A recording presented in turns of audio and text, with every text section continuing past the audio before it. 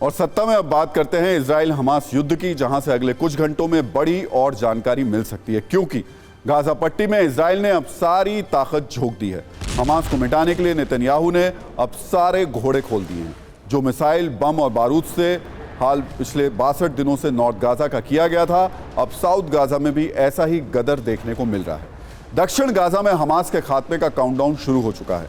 दक्षिण गाजा में इजराइल ने बड़ी प्लानिंग की है। दक्षिण गाजा को इजराइल ने हर तरफ से घेर लिया है, मतलब जमीन और आसमान से बारूद बरसाए जा रहे हैं। वहीं दूसरी ओर चप्पे चप्पे पर इजराइल के सैनिक तैयार हैं। मतलब ये कि इजराइल की सेना को सीधा आदेश है कि हमास के लड़ाकों को देखते ही खत्म कर दो। दक्षिण गाजा में सबसे अहम है खान यूनिस, जिसे आप हमास की साजिशों की खान भी कह सकते हैं, क्योंकि इजराइल का दावा नॉर्थ गाजा से भागे कमांडर लड़ाके यहीं छिपे हुए हैं। इजराइल की सेना को यह भली भांति मालूम है, लिहाजा इजराइल ने खान यूनिस को 3 तरफ से घेर लिया है। इजरायली एयरफोर्स की भीषण एयर स्ट्राइक कर रही है। इस वक्त इजरायली नेवी समंदर से हमले कर रही है, वहीं जमीन पर आईडीएफ के टैंक दनादन गोले बरसा रहे हैं। ऐसा कहा जा रहा है कि खान यूनिस के सेंटर तक आईडीएफ पहुंच चुकी है। खान यूनिस की टनल को नष्ट किया गया है और बाकी को बर्बाद किया जा रहा है। आम लोगों को इसे खाली करने की चेतावनी भी दी गई है। खान यूनिस में खास कार्रवाई के लिए इजराइल ने यह जिम्मा खतरनाक ब्रिगेड को सौंपा है। दक्षिण गाजा में आईडीएफ ने इजराइल के 98 डिवीजन को जमीन पर उतारा है। आईडीएफ के कमांडो घर घर तलाशी ले रहे हैं। इस दौरान हमास के कई कमांडर्स को मारने का दावा भी किया गया है। दावा है कि हमास की 30 सुरंगों को पूरी तरीके से तबाह कर दिया गया है। हमास के कई आउटपोस्ट, हथियार डिपो भी इस इलाके में बर्बाद कर दिए गए हैं। आपको बता दें कि आईडीएफ का 98 डिवीजन जो है वो पैराट्रूपर फोर्स से बना हुआ है।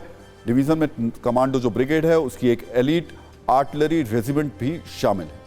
इजराइल के प्रधानमंत्री नेतन्याहू का इस वक्त सबसे बड़ा टारगेट हानिया का कमांडर सिनवार है, जिसको लेकर कहा जा रहा है कि ये खान यूनिस में छिपा हुआ है। इजराइल फोर्स ने हमास लीडर याह्या सिनवार पर शिकंजा कसने की पूरी तैयारी कर ली है।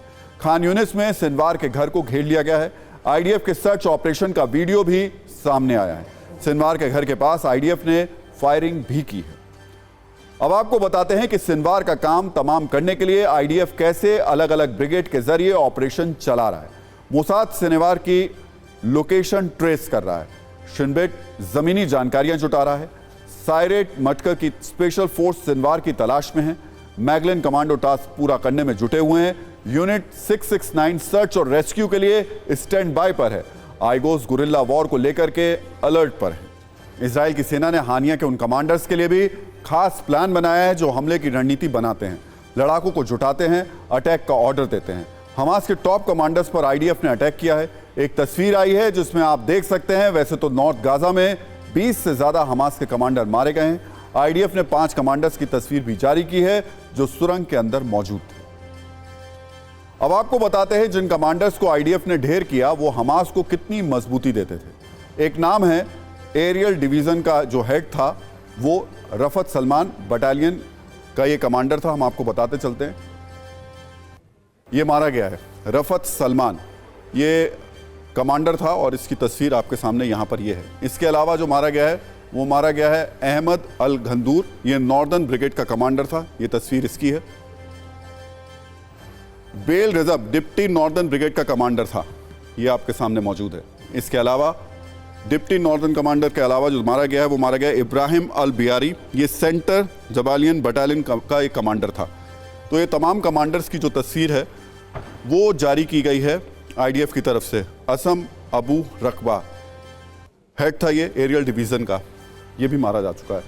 और बताया जा रहा है कि कई और कमांडर्स इस वक्त ट्रैप में हैं आईडीएफ के। अब बात करते हैं हिजबुल्लाह की, जो नॉर्थ इजराइल को टारगेट कर रहा है। एक तरफ इजराइल गाजा में गदर मचा रहा है, वहीं दूसरी ओर हिजबुल्लाह इजराइल के रिहायशी इलाकों में रॉकेट दाग रहा है। हालांकि हिजबुल्लाह के कई रॉकेट्स को इजराइल ने आसमान में ही नष्ट कर दिया है। देखिए कैसे हिजबुल्लाह वाले फ्रंट पर इजराइल की मुश्किलें बढ़ चुकी हैं।